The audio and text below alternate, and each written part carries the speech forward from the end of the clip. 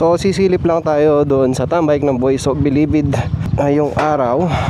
So suporta syempre sa Boys of Bilibid since iilan sa mga Apex members ay member din ng Boys of Bilibid.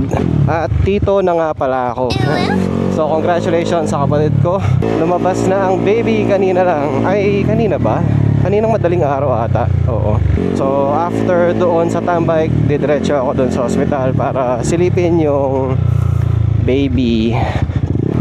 So sa mga nagpunta pala ng Apex tambike, maraming salamat. So ilan dyan, sina Raymer. Shoutout sa'yo Raymer. Siya po yung nag-powder coat ng ating mags. So dating white na SP500, ginawa niyang black. At wala po tayong gas, papagas muna tayo bago tayo magpunta doon sa tambike. Unfortunately sa clean fuel sila and hindi po ako nagpapagas doon. Kung natatandaan nyo, dalawa lang ang pinupunta natin. It's either Shell or Inok. So Inok muna bago doon sa tambayan. Ganda ng panahon ngayon, oh. Walang kaulan-ulan.